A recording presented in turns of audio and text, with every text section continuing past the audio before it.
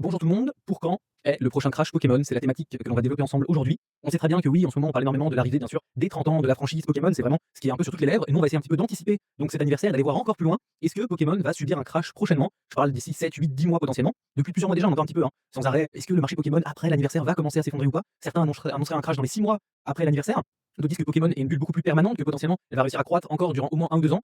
Moi je crois pas à un crash imminent du marché, mais je crois pas non plus que le marché soit invincible, notamment de manière éternelle. Et comme tout marché basé sur l'émotion, Pokémon fonctionne énormément par cycle. Et donc pour comprendre quand un crash pourrait survenir sur notre marché Pokémon, il va falloir déjà regarder ce qui va venir soutenir le marché avant de venir l'affaiblir, c'est hyper important. On va regarder donc tout de suite qu'est-ce qui pourrait créer ce fameux crash Pokémon, mais surtout d'abord, qu'est-ce qu'un vrai crash Pokémon? Parce qu'on utilise un petit peu à tort et à travers ce terme, mais un crash, bien sûr, c'est pas une baisse trop légère, c'est pas une correction, c'est pas un 10-20%, c'est beaucoup plus. C'est pas non plus, bien sûr, une stagnation, donc potentiellement une pause, un marché un peu plus plat ou un marché qui est sans gros mouvements spécifiques. C'est vraiment quelque chose qui va venir faire descendre drastiquement et de manière durable les prix. On ne parle pas non plus d'un crash systémique, donc d'un effondrement brutal et durable, d'un crash qui pourrait être en fait une perte massive de confiance des collectionneurs, investisseurs et joueurs, et en fait lié à des ventes paniques sur le marché et une chute un petit peu généralisée, excusez-moi, et un petit peu générationnelle sur plusieurs segments. Et aujourd'hui, soyons honnêtes, on n'a pas ces conditions qui sont réunies. Pourquoi? Tout simplement parce que la demande est encore bien réelle, bien présente, et surtout elle est diverse. Et ça c'est hyper important. On sait que le marché Pokémon est basé sur une demande hyper diverse, et pourquoi 2025-2026 nous prouve quand même que 2026 viendra soutenir grandement le marché? Tout d'abord avec ce fameux anniversaire, l'anniversaire Pokémon. On parle quand même des 30 ans de la franchise. Historiquement, chaque anniversaire majeur a créé bien sûr plusieurs choses, vous le savez. Tout d'abord un afflux massif de nouveaux collectionneurs, parce qu'on a des personnes qui ne connaissaient pas la franchise et qui sont intéressées à ce moment-là.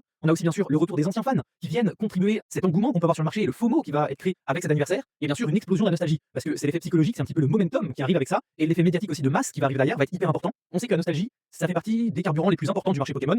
Et ce genre d'événement va bien sûr refaire à la hausse donc les ventes, les repousser à la hausse, soutenir les prix en place actuellement et retarder mécaniquement toutes les corrections potentielles majeures qu'il pourrait avoir ensuite sur notre marché. Il y a bien sûr plusieurs choses qui pourraient être dues aussi à une augmentation potentielle donc de cette typologie sur le marché Pokémon. C'est tout d'abord les collectionneurs. Les collectionneurs passionnés nostalgiques vont arriver en bien sûr beaucoup plus grand nombre parce qu'ils sont là pour réussir à collectionner des objets qui ne seront sans doute jamais réédités. Les investisseurs, je vous le donne pas en mille, mais ils seront là pour diversifier leur patrimoine aussi, c'est hyper important. Et les joueurs en plus, ils auront un usage réel de cartes, etc. Donc c'est une demande qui est hyper structurée, c'est une demande qui sera bien sûr massive et qui est pas seulement spéculative. Et ça, c'est très important. Il y a des produits qui vont rester donc hyper iconiques, il y a des produits qui resteront solides, c'est sûr, et contrairement à 2020-2021, les séries qui ne sont pas ou plus imprimées par rapport à avant, et Poké Company a pris bien sûr mesure de cette surchauffe qu'il y avait eu à ce moment-là, et donc il y aura, je pense, et je suppose, encore plus de stock potentiellement, et on n'est pas aussi dans une logique de déluge incontrôlé, ce qui va réduire énormément donc le risque de crash brutal, notamment à court terme. Et donc les produits vont rester solides, les produits iconiques, les sets spéciaux, les Pokémon emblématiques vont bien sûr continuer à faire croître cette demande, et ce sont des produits qui viendront au final patrimoniaux versus des produits qui sont dits comme jetables. Alors, si on devait prendre potentiellement, en plus de ça, le vrai risque, mais revoir très légèrement en amont la demande, donc les 3 piliers qu'on a pu voir, et ensuite pourquoi certains produits ne vont pas cracher, ça je l'ai vu juste avant, c'est parce qu'on le sait, on a des produits Pokémon qui sont emblématiques, des produits qui sont recherchés, quoi qu'il arrive par les collectionneurs, et là vous allez me dire, mais c'est bien beau tout ça, on ne voit que du positif, mais quels sont les vrais risques en fait sur le marché? Tous les produits Pokémon, vous le savez, ne sont pas égaux. Certains resteront recherchés, quoi qu'il advienne, vous le savez, on a bien sûr donc tous les produits emblématiques style ETB, et le vrai danger va venir potentiellement de l'après. De l'après-anniversaire. Pourquoi? Parce qu'on a une euphorie qui va sans doute retomber et de manière très importante. Les attentes en plus sur ce set Pokémon sont hyper importantes de la part de tous les acteurs du marché. Beaucoup auront acheté aussi en avance, entre guillemets, un maximum d'articles. Le scénario le plus réaliste, ce n'est pas un crash violent en tant que tel, mais une correction qui va se faire de manière progressive. Avec bien sûr, en premier plan, vous le savez et vous en doutez, le moderne qui va prendre sa claque sans doute, avec une sélection hyper naturelle en fait et très très forte sur les séries qui sont sorties il y a peu de temps. Les bons produits vont bien sûr survivre, c'est certain, mais les mauvais vont sans doute perdre de valeur assez rapidement, notamment en 2027, donc c'est vraiment le post-anniversaire et un essoufflement qui sera sans doute naturel de la demande. La correction interviendra pour moi un peu après, pour moi pas de crash brutal tout de suite, mais bien sûr une correction qui sera progressive. On a par contre des variables qui sont totalement inconnues pour moi. On peut connaître légèrement la position de Poké Company là-dessus, mais tout va dépendre de ces 3 variables. Déjà, la qualité post-anniversaire.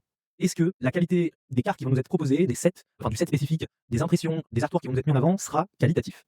Ça, je peux pas vous le dire. On a eu 2-3 leaks de potentiellement de petits dés qui sortiraient, mais rien de spécial, rien qui fait quand même exploser la demande potentiellement. Bon, ils teasent aussi un peu la chose, c'est plutôt logique. Ensuite, on a la politique de réimpression. On la connaît pas. On la connaît pas du tout. Est-ce que Poké Company se mettrait à réimprimer même du set anniversaire? Je ne saurais pas vous dire. Ça aura bien sûr un impact réel sur la rareté perçue des cartes, des decks, des ETB potentiellement et de tous les composants de ce nouveau set qui arrivera. Ici, il y aura une innovation qui sera réelle là-dessus. C'est hyper important parce que la communauté attend beaucoup, toutes les types de communautés attendent beaucoup de ce set. C'est ça vraiment la capacité de Poké Company à se renouveler. Et bien sûr, on a quand même quelque chose qui est très important, c'est l'économie globale actuelle, l'économie mondiale, mais aussi française, puisqu'on s'intéresse quand même principalement au marché français. Comment le pouvoir d'achat des gens sera affecté, puisqu'on sait qu'on arrive bientôt dans une période de réélection, ce qui va jouer énormément. On a un contexte économique global qui n'est pas hyper bon. On a un anniversaire qui sera potentiellement réussi s'il arrive à se prolonger au fur et à mesure des cycles. Et un anniversaire décevant peut par contre accélérer la problématique d'une perte de hype de Pokémon. Et dans ce cas-là, pour moi, 6, 7, potentiellement 8 mois, entre 8 et 12, je pense qu'on pourrait voir le marché s'écrouler. Alors, le scénario le plus probable, pour moi c'est simple, il y en a 2 potentiels. Tout va dépendre des variables dont on n'a pas de réponse spécifique actuellement. Le crash brutal pourrait survenir avec une chute vraiment soudaine et un set qui serait rejeté par la majorité de la communauté. Le déclin progressif serait vraiment graduel et naturel aussi pour le marché, même si on a une approbation globale sur le set. Et les séries bien sûr fortes continueront de survivre, si ce n'est même à prendre de la valeur. Et par contre, les séries faibles, elles vont prendre, je pense, un sacré coup dans l'aile. Si on devait résumer la situation clairement et ma position sur l'arrivée de ce set Pokémon, de ce set anniversaire, Et est-ce que Pokémon va avoir un crash hyper rapide? Pour moi, il y a pas de crash imminent. Ça ne peut pas se faire, il y a trop de bons facteurs. On a un marché qui est soutenu au moins jusqu'aux 30 ans, c'est certain. On a par contre une zone de risque après, ça c'est sûr, il faut le prendre en ligne de compte. Pokémon, c'est pas une bulle fragile, on l'a vu, hein. C'est pas non plus une valeur magique et éternelle, hein, ça aussi on l'a vu depuis 30 ans, qu'il y a des sacrés quand même mouvements sur le marché. La clé, il faut pas avoir peur pendant le crash. Il va falloir savoir où se placer pour savoir où racheter potentiellement des articles hyper intéressants à prix très réduit. Et c'est là où on fera aussi nos meilleures affaires. Je vous reste à la vidéo et je vous dis à très vite pour une prochaine.